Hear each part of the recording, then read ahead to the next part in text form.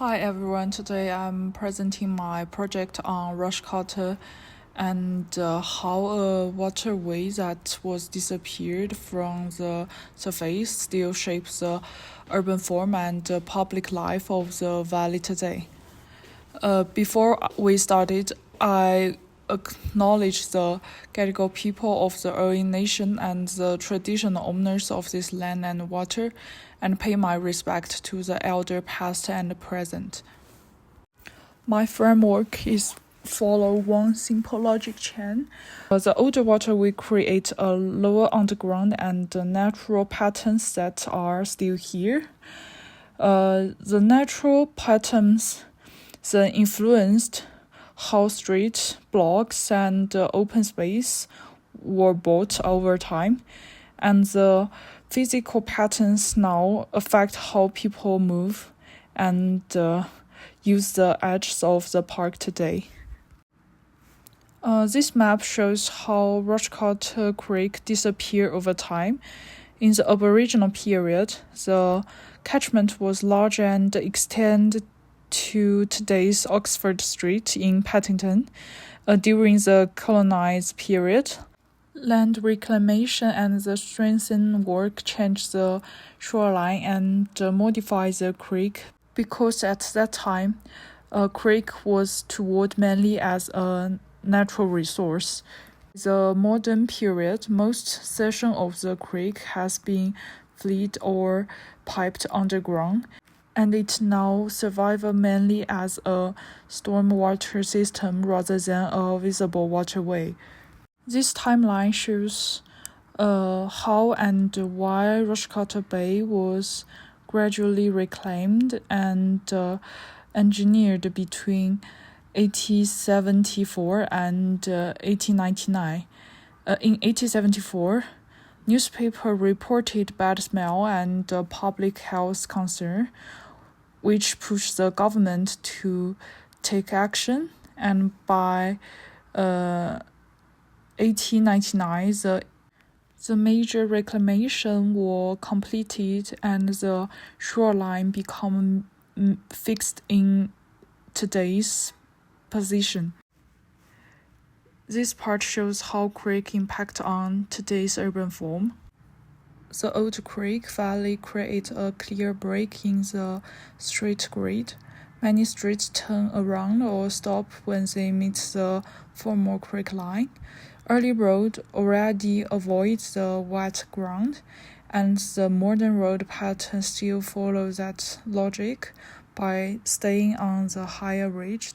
Because there are very few cross-links, the open space corridor now acts like a separator between the east and west neighborhoods. We can also see the creek shaped of the blocks surrounding Paddington has very narrow plot and consistent blocks, but right along the creek corridor, we can see that there is a lot large irregular blocks, many recreation land, and also the government boundary itself still follows the old creek. When we overlay open space with the flooding plan, the match is almost perfect. Like Rushcutter Bay, White City Tennis Center, and the Tramper Park all sit where the valley historical carried water.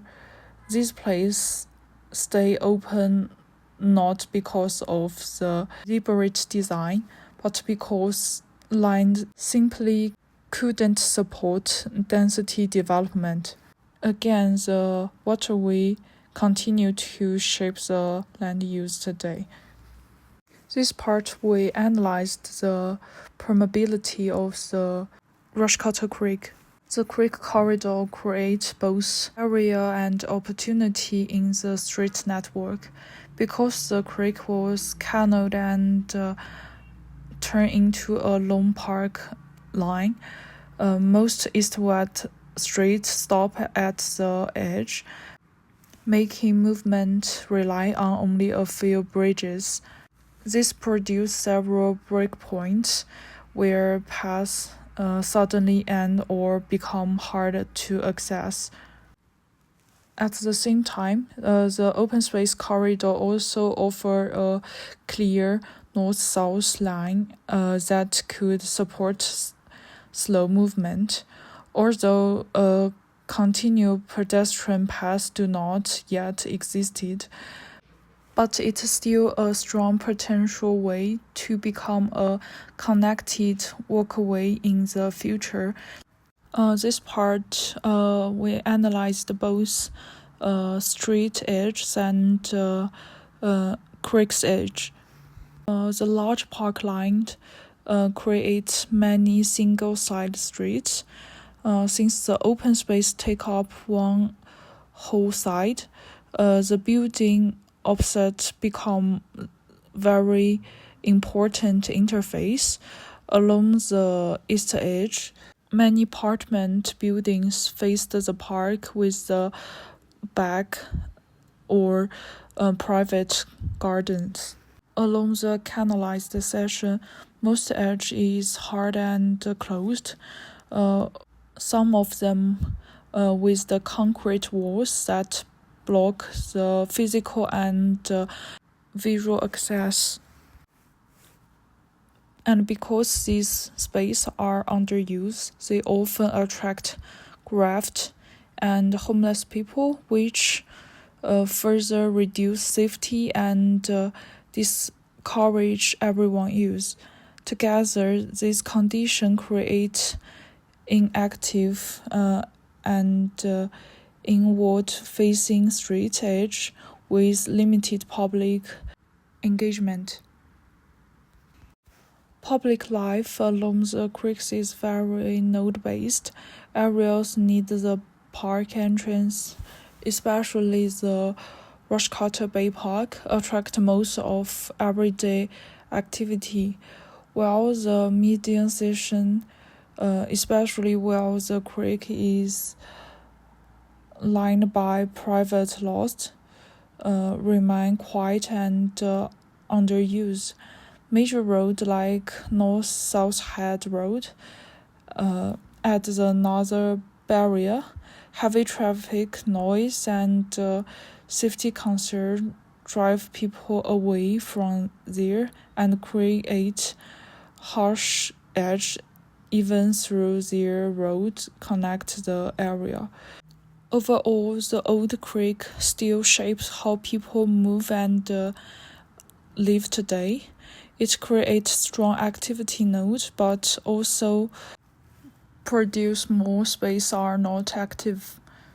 While the corridor has great potential for ecological and recreational links, planners need to address these interact or isolated interface.